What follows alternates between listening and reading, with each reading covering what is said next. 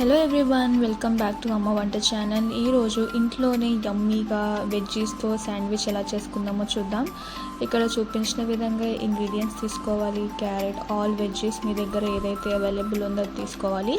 తర్వాత ఒక ప్యాన్ పెట్టుకొని అందులో 1 స్పూన్ ఆఫ్ ఆయిల్ యాడ్ చేసి ఆనియన్స్ వేసుకోవాలి.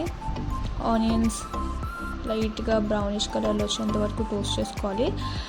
రోస్ట్ చేసుకున్న తర్వాత దాంట్లోకి 1 కప్ క్యారెట్, మీకు అవైలబుల్ ఏ వెజ్జెస్ కావాలనుకుంటే మీకు ఏది ఇష్టం అవుతే అవి వెజ్జెస్ తీసుకోవచ్చు. ఇక్కడ ఆనియన్స్ తర్వాత క్యారెట్ వేసుకుని ఇందులో కొద్దిగా సాల్ట్ వేసుకోవాలి.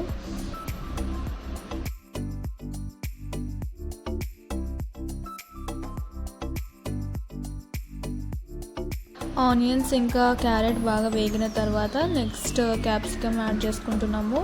ఇవి వెజిటేబుల్స్ పొడవుగా కట్ చేసుకుంటే టేస్ట్ బాగుంటుంది, అంటే తినడానికి క్రంచీగా ఉంటుంది. సో మీరు కూడా ఇలానే కట్ చేసుకోండి. అండ్ క్యాప్సికమ్ వేగిన తర్వాత దీంట్లోకి 1 spoon of ginger garlic paste add చేసుకుంటున్నాము. అది కూడా పచ్చి వాసన పోయేంత వరకు వేయించుకున్న తర్వాత next 1 cup of tomatoes add చేసుకోవాలి.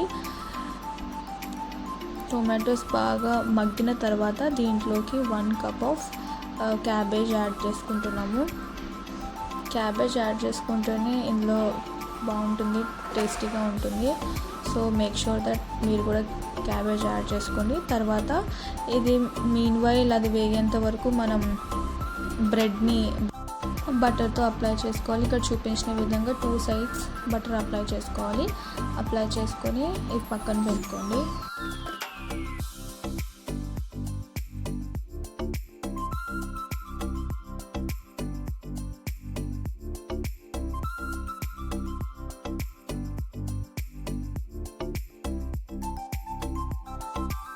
ఇలా చూపించిన విధంగా అప్లై చేసుకున్న తర్వాత నెక్స్ట్ క్యాబేజ్ కూడా బాగా ఉడికిన తర్వాత మనం దీంట్లోకి కొద్దిగంత కారం యాడ్ చేస్తున్నాము, చాలా తక్కువ. సో మీకు వద్దనుకుంటే కారం కూడా స్కిప్ చేయొచ్చు. సో కొద్దిగా కారం యాడ్ చేసుకొని మంచిగా అంతా బాగా పట్టేలాగా కలుపుకోవాలి. And next 2 spoons of ketchup use చేస్తున్నాము. ఇది ఆప్షనల్, మీరు ఉంటే వేసుకోవచ్చు లేదంటే లేదు. సో కెచప్ యాడ్ చేయడం వల్ల టేస్ట్ బాగుంటుంది. And 1/2 teaspoon garam masala add చేసాము. అండ్ ఫైనల్లీ కొరియాండర్తో గార్నిష్ చేసుకోవడమే. సిమ్లో ఒక 2 మినిట్స్ పాటు కుక్ చేసుకుంటే సరిపోతుంది.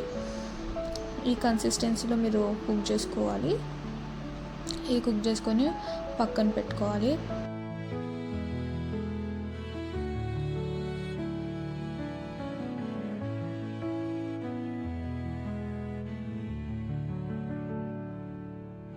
ఈ మిక్చర్ పక్కన పెట్టుకున్న తర్వాత మనం ముందుగా బటర్ అప్లై చేసుకున్న బ్రెడ్ని టోస్ట్ చేసుకోవాలి.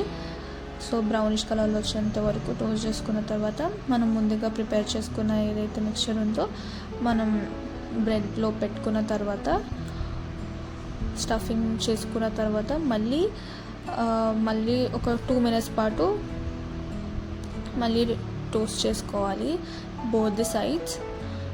సో ఇట్లా బ్రౌనిష్ కలర్ వచ్చేంత వరకు టోస్ట్ చేసుకున్న తర్వాత సర్వ్ చేసుకోవడమే. మీరు కెచప్తో లేదా మయోనీస్తో కూడా సర్వ్ చేసుకోవచ్చు. ఇది పిల్లలకి మార్నింగ్ బ్రేక్ఫాస్ట్ అయినా ఈవినింగ్ స్నాక్ అయినా చాలా టేస్టీగా ఉంటుంది. అండ్ మీరు కూడా ఈ రెసిపీ తప్పకుండా ట్రై చేసి కమెంట్ చేయండి. And please do like, share and subscribe to our channel అమ్మ వంట channel. Follow for more content. Thank you guys.